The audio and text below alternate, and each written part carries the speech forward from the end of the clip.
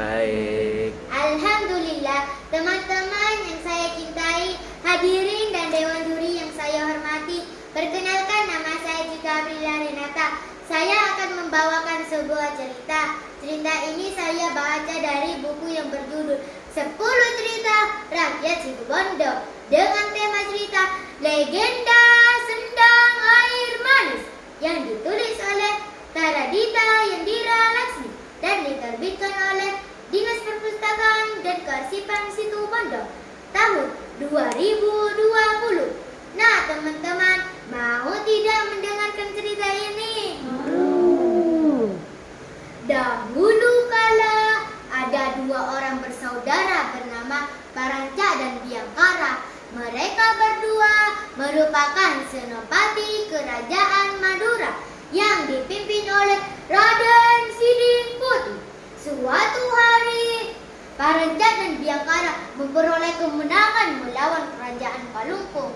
Namun, mereka berdua memisahkan diri dari pasukan kerajaan Madura dengan alasan ingin menambah wilayah kekuasaan di pinggiran Pulau Jawa sebelah timur.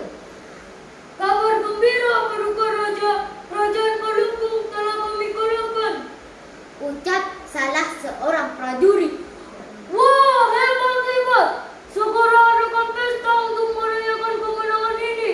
Ajak seluruh rakyat untuk bergembira, Jawab Raden Siding Putih dengan sangat gembiranya. Pesta kemenangan pun dilaksanakan. Namun, sang raja merasa ada yang kurang, yakni kedua senopatinya.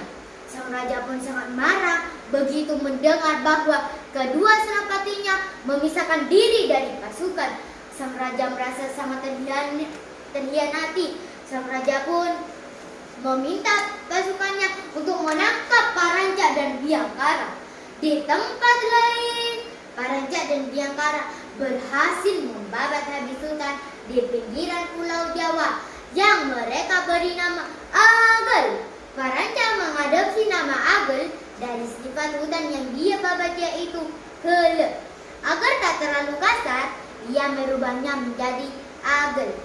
Pasukan kerajaan Madura sangat kaget melihat daerah Agel tampak banyak rumah berjajar rapi, dikelilingi hutan dan pepohonan bakau yang sangat begitu asri.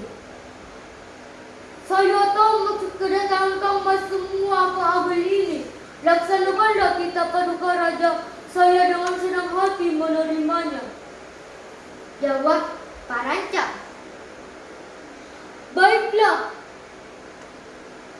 Kang Mas Paranca dan Biangkara, mari ikut kami kembali ke Madura. Setibanya di Madura, Paranca dan Biangkara memohon ampun kepada Raden Siding Putih. Raden Siding Putih pun memaafkan, bahkan memerintahkan pasukannya untuk menetap di kota Agel. Paranca dan Biangkara dinaikkan pangkat sebagai senopati kepercayaan raja. Hal ini membuat iri paman mereka, yaitu Kertabana. Kertabana akhirnya pergi dari kerajaan Madura dan bergabung dengan kerajaan Palungkung. Beberapa tahun kemudian, tersiar kabar bahwa ada seorang gadis cantik jelita bernama Raden Ayu Mengsari.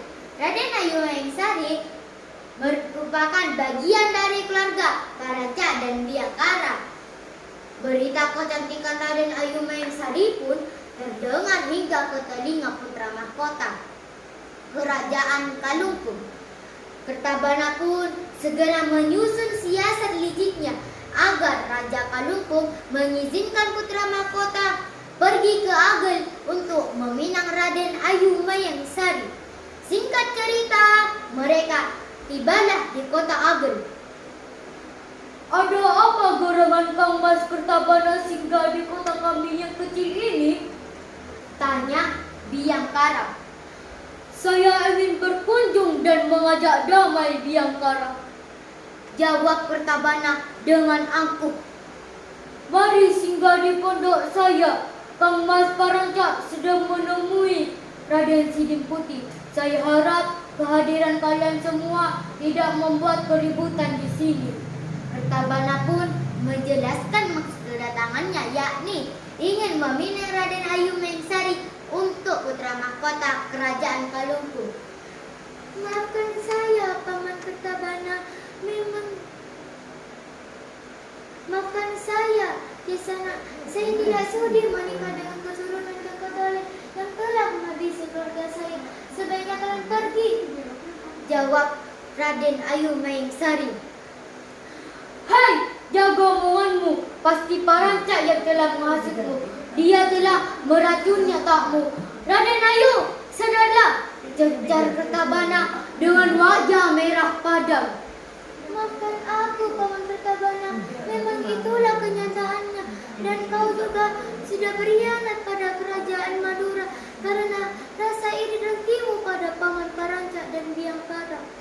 Mendengar hal itu membuat peperangan tidak bisa dihindari. Kerusuhan terjadi di sana sini. Biangkara pun tewas dalam peperangan tersebut. Hal ini membuat Raden Ayu Mengsari melarikan diri ke sebuah pohon ringin tuanan besar. Ia berlindung dan bersemedi di sana, meminta pertolongan yang maha kuasa. Dar, petir pun menggelegar. Tanda doanya diterima, air matanya terus mengalir hingga menjadi suatu sendang. Sosoknya pun perlahan menghilang, menyatu dengan air yang terasa manis di sendang itu. Sendang tersebut diberi nama air manis. Parancak terus mencari Raden Ayu Mengsari hingga ia tak sadar dirinya terkena tombak dan tewas di sekitar sendang tersebut. Khawatir akan hukuman yang akan dia terima dari Raja Kalungkung. Akhirnya Kertabana pun melarikan diri ke arah Banyuwangi. Sementara itu, Parancak mengetahui bahwa Agel sudah rata dengan tanah. Parancak pun marah dan menghabisi seluruh pasukan kerajaan Kalungkung. Namun, Kertabana tidak bisa ditemukan. Parancak pun marah dan sedih hingga ia bersemedi di atas batu di Teluk Agel. Nah, teman-teman, pesan moral dari cerita ini adalah janganlah kita memiliki sifat iri dan dengki, karena sifat itu akan membawa kita keburukan baik bagi diri sendiri maupun bagi orang lain. Sekian dulu cerita saya. Mohon maaf apabila ada kata-kata yang kurang berkenan. Semoga cerita ini bermanfaat bagi kita semua. Wassalamualaikum warahmatullahi wabarakatuh.